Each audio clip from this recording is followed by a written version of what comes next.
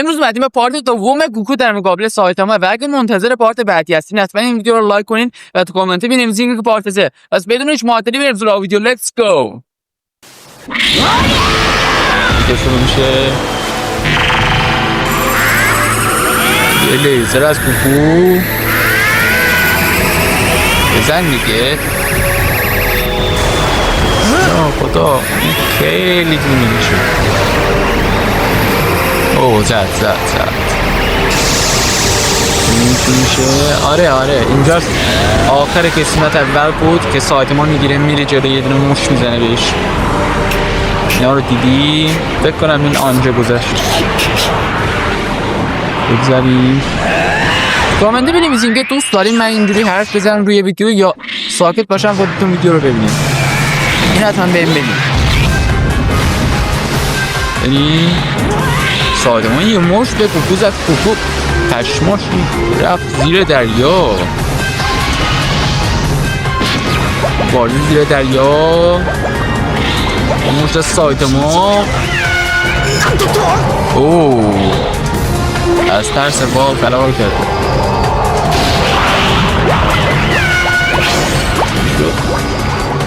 گوکو با وال میزنه سایتاما رو. حاکمون وال هم رحم نمی کنه. یه لیزر پشمیزون از گوکو سایتاما رو نابود کرد. یه مشت از سایتاما دریا رو پخش کرد. ایشون از نوادگان حضرت موسی آیت الله و آل و هستش. و باز کردن دریا از پدر بزرگش به رسیده. مکالمه چند لحظه‌ای نمیدونم در این لحظه در چندین ثانیه چطوری میتونن این همه جمله بگن. من خودم الان دارم با لهجه خودم میکشم صحبت کنم. ببین سایتاما ساکت آروم اصلا به هیچ جاشو نمیگیره. نمیگه دیگه طرف من گوکوه، طرف قدرت کیهانی داره، برای خودش یه خداست. انگار نشسته نگاه میکنه. این هم اینجا خودش رو پاره میکنه. فکر کنم دیگه زده سیم آخر تمام انرژی رو رها میکنه. یه سایتاما میکشم و بیا از آبی شد قرمز. ببین داداشمون ساکت سیفونار. این هم اینجا دیگه آورا بالا پشمی. داداشمون یه کچل دیگه به کله کچله. داره به گوشی حرف میزنه انگار. داداش وسط فایتی طرف مقابلت یه خداست. الان 100% داره با مامانش صحبت میکنه. میگه شب میام خونه شام فلان چیز. نه اون یارو کله ترهای صحبت کنه. آسوده راحت وسط نبرد صحبت میکنه. اصلا به تخمش هم نیست که طرف مقابلش کیه. اینم اینجا خودش رو جیر میده.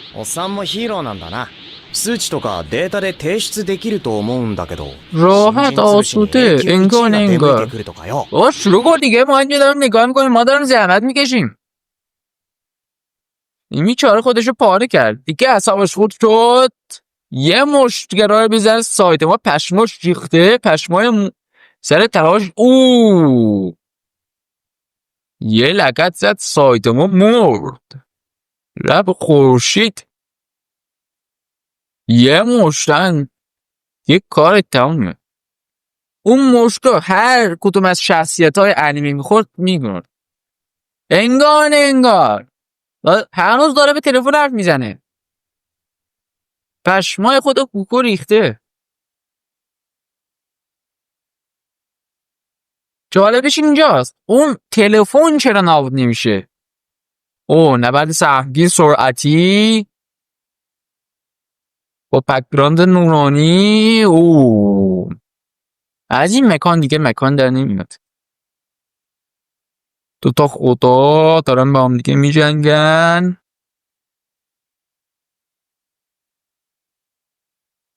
نبرد سریع کشن. انگار بروسلی و جکی جان دارن هم دیگر رو لکت میزنن. یکم لحظه آهسته کن دیگه ببینیم. گوکو عصبانی شد. یه مشت از گوکو سایتاما پخش زمین شد. حالا نوبت سایتاماست. یه مشت به مشت بوز. زمین زیرشون نابود شد. مگه داریم؟ معمولا باید 2 مشت بند بخوره هر دو پخشه ها. نه اینکه دیگه وایسن اینجا نیم ساعت اینا بگذره قدرت اینا اطرافشون نابود کنه. میخوری باز میشه میده تموم. اوکو با خودش میگه این واقعا خیلی قدرتمنده. من نمیتونم شکستش بده.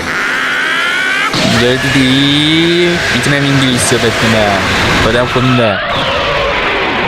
یه انفجار از گوکو سایتاما داخلش که محو شد. ببینیم چی میشه. مرد یا هنوز زنده است. دیگه خسته شده. میگه باید دیگه نابود شه. سایتاما که با کله کچلش همه جا رو نورانی کرده.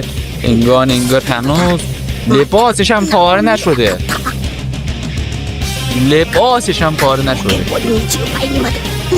این چه وضعشه؟ من دهن این انیماتور رو گاییدم. این چه وضعشه؟ یکم واقعیت بده. یکم فیزیک بده. من خودم دانش آموز ریاضی فیزیکم. اینا با قوانین فیزیک مطابقت ندارن. سرعت سایتاما یه مشت از سایتاما که اون از دهن تو خرید من نگاه خرید مشتای سریع سایتاما. ببین با این مشتا یه خراش هم هیچ کدومشون بر نمیدارن. فقط از دهنشون خود میاد. تموم. دیگه گوکو پخش زمین شد. سرشان برگشت به حالت اول. شارژش تموم شد. این مبارزه آیفون و نوکیا. آیفون به همه برگذر و رنگ و هر چیزی نوکیا یه دونه زد. ولی طبق قوانین فیزیک شیمه دنیای انیمه قدرت ها باید گوکو می برد که هنوز که معلومه سایتاما برده. ولی فکر کنم بلند شه چون چند پارت دیگه هم از این هست. باش شاید متوجه نشین ولی الان این دوربین بی‌ناموس خاموش شد و من مجبور شدم دوباره بگیرم. آره بلند شد. برگردیم به ویدیومون. بلند شده خسته عصبانی ترسیده. چه عجب یه خونی از اینجا اومدی. داره میخنده. اینا هیچ کدومشون کافی نیست. چند لحظه صبر کن بخونیم.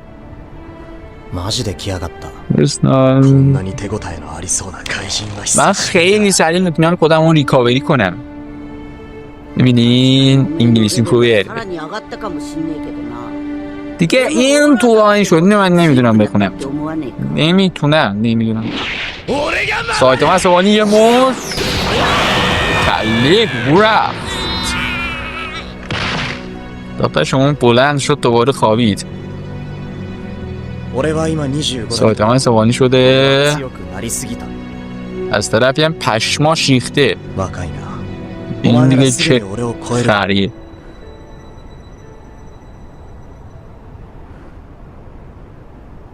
داشت دیگه برو. این مبارزه آخر عاقبت نداره. بلند شو. چه سگجونی هست. اونم خورده انگار نه انگار. داشت اون موهای سر توی سفید بکن اینو بزن بره. اینو خیلی فاز برداشت. آره عصبانی شد دیگه. سایتاما داره دمون بره. سایتاما میگه این غیر ممکنه. با من هم قویه. از مشتشو بگه. یه احیا انجام داد. آره موهاشو سفید کرد. نه سیاه آبی کرد. سایت ما پشمار ریخته ریده و خودش شرط میبندم اگه برگرده لباس زردش سیاه. اوه یه خراش برداشت و به آخر پارت دوم رسیدیم و اگه منتظر پارت بعدی هستین حتما توی کامنت بنویسین پارت بعدی، پارت سوم، تا آینده بدرود.